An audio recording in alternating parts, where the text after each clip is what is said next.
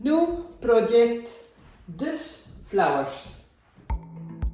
First, a quick explanation. When you want to create an image on your canvas, you can start with a line drawing. That's a common approach. But it's not the only way. You can also focus on shapes and tones instead of just outlines. By looking at the subject of a collection of shapes, you train your eye to see forms more accurately, without getting caught up in details too soon. That's exactly what we'll be practicing here. I start with charcoal and lightly mark small circles as placeholders where I see the tulip flowers. These don't have to be perfect, just a guide for placement. Then I block in a light grey paint over each circle, making it slightly bigger than the actual flower shape. If you find it difficult, you can already fill in the shape of the flower. Next, I take a darker grey and paint around the outside of the shape. This helps define the flowers and create a sense of depth from the start. It's a quick and effective way to set up the composition before moving into color. I use this in the painting in grey tones, just like the old masters, but instead of traditional oil paint, I use black and white acrylic for a modern twist, allowing for a quick drying base layer.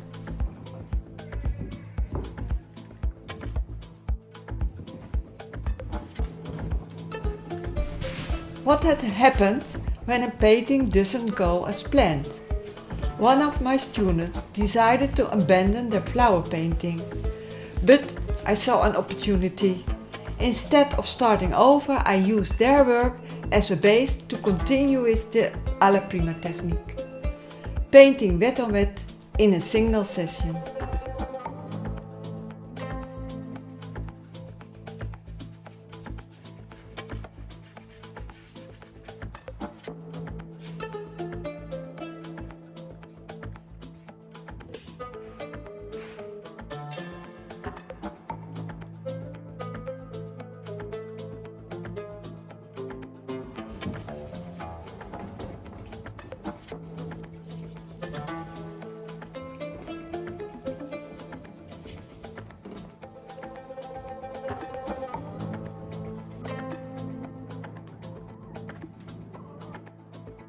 Now for the colors.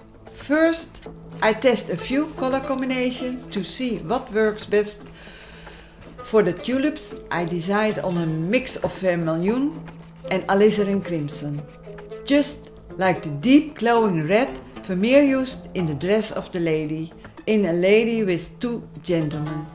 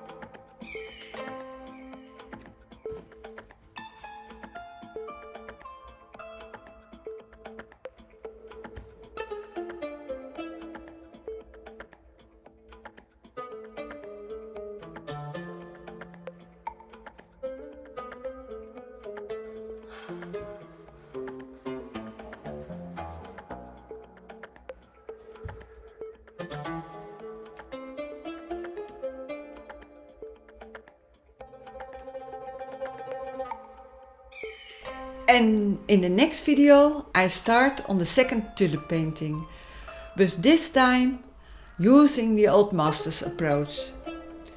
I'll begin with a grey underpainting. You see it here. And then build up with glazing techniques, layering the colors carefully over time. Curious to see the difference? Stay tuned.